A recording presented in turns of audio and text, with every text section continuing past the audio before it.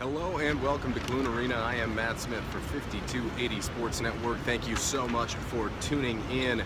Well, Colorado will move to 9-3 after they knock off the Air Force Falcons here on the road in Colorado Springs, 75-68. Air Force moves to 6-6 in the loss, but Colorado not a ton to be thrilled with from this game. They did compete hard in that first half. The Buffs would end up leading the first half 27-21, but a really sluggish start. 12 turnovers in that first half of play for Colorado. Just couldn't take care of the basketball, and it's something that we continue to reference now time and time again. It's the decision making by this team. You've got such a veteran-laden team, but it seems like there's some gap, and by talking to players, by talking to Tad, by talking to the assistant coaches, nobody seems to know quite what the issue is. Colorado is out-rebounded once again. That's 3 out of the last 4 games they've been out-rebounded tonight by Air Force by 5. In that first half, Dom Collier did make his return. Now, he hasn't played since playing 7 first half minutes against Seattle in the second game of the season, but it was a very welcome sign to see Dom back on the floor. He just began practicing a few days ago, but what he brought to the team as far as flow of the game from an offensive perspective, spacing, because he was able to knock down open shots. He had 2 threes in the first half, and I think just a composure and a level of experience that the Buffs don't really have to bring off the bench in another guard right now. Delion Brown, however, has really stepped up, and we'll get into that in just a second. But offensively, for the Buffaloes, just nobody crashing the glass. Colorado tonight with just 7 offensive rebounds allows Air Force 15. There's a bigger issue here than just rebounding, and it's effort. A lot of these issues could be covered up by effort. So I asked a lot of these guys after the game if they were aware of their lapse in consistency during the game. Is it an awareness issue, or is something not working? And George King after the game said they all talk about it on the floor. They know that they're not playing up to their capability, but they have no idea. And when I say no idea, I mean that is the phrase that consistently comes up time and time again when you move through different person of what's going on. And the truth is, it's an effort issue and it's a recognition issue. And this is not something we thought that this team was going to have to deal with this season. But to get back to that first half, they only allowed Air Force 28% shooting in that first half. It was a solid defensive effort, but Dom Collier was not very pleased after the game with the defensive effort that they would then turn in the second half. After leading 27-21, the Buffaloes would continue some strong play there at the beginning of that second half, and then it was about a 10-point lead with under 10 minutes to go. And it was a great opportunity for the Buffs to pull away. But Colorado was only 9 of 17 from the free throw line tonight in the second half, including missing 6 free throws down the stretch in the final minute and a half. They're not able to put teams away, and that is extremely worrisome, especially when you get into Pac-12 play and you're in tight-knit ball games that are extremely competitive, and this is something that this team is going to have to work on here moving forward. The lineup that closed out this game, because Derek White fouled out in that second half late in the game, Delion Brown was actually selected by Tad Boyle over Josh Fortune. So I think we're starting to see Del kind of climb up the ladder here on this depth chart, and he registered another very good game tonight. He was one of 5 Buffs in double figures. Xavier Johnson with 14, an efficient night for XJ, 5 of 7 shooting. King with 13 points and 9 rebounds. Derek White had 12. Delion Brown and Wesley Gordon had 10 each as well. So the scoring was spread out, but again, this is a Colorado team that is not playing up to their abilities, and it's very frustrating. You can really start to see it getting to this team because it's no longer early December, and Tad Boyle pointed this out after the game. It's no longer early December, it's no longer mid-December.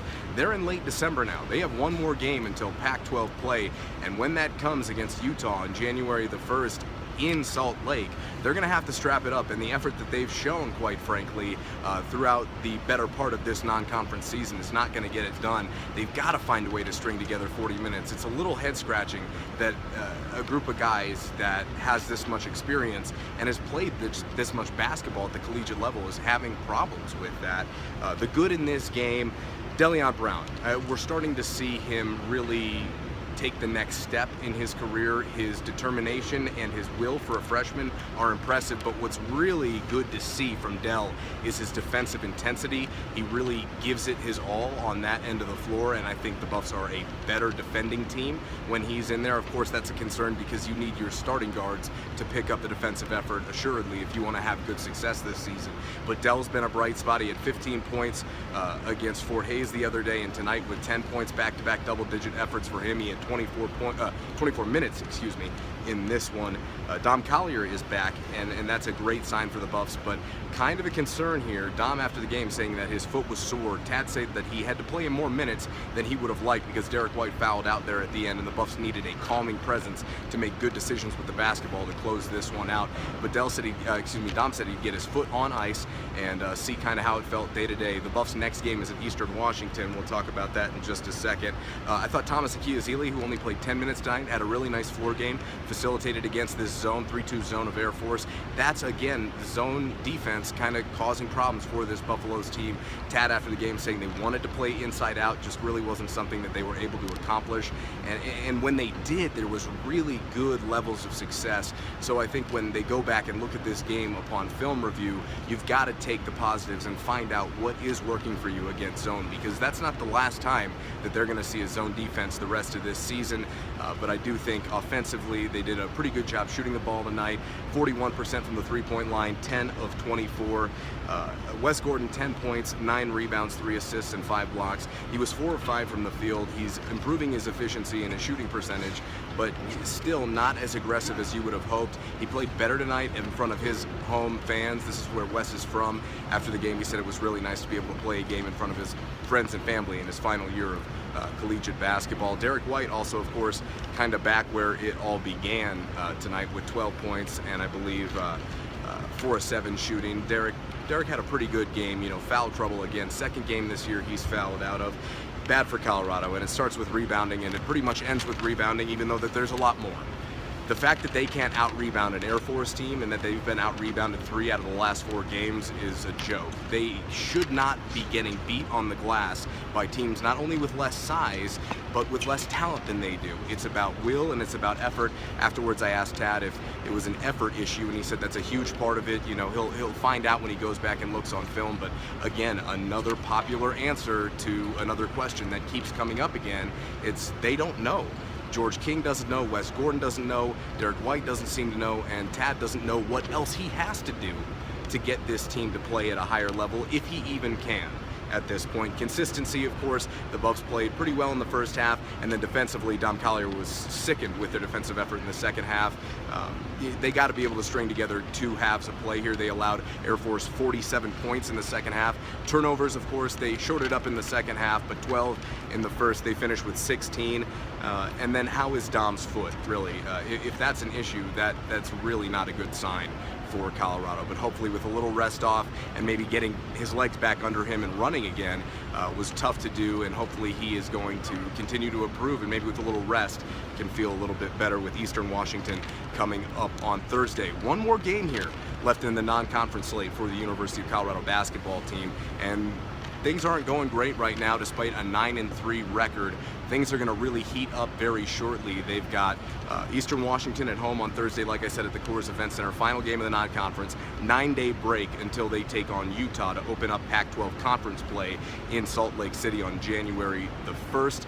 5 of their first 7 Pac-12 games are on the road, and the only 2 that are at home are UCLA and USC, who are very good. So it's not going to get any easier from here on out for the Buffaloes. With Eastern Washington coming up, they've got a few days off.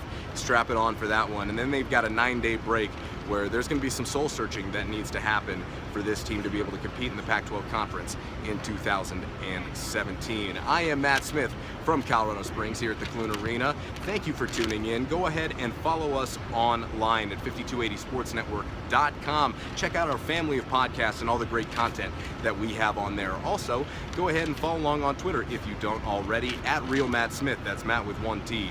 At 5280 Sportsnet, where you can find all of our exclusive content online at 5280sportsnetwork.com.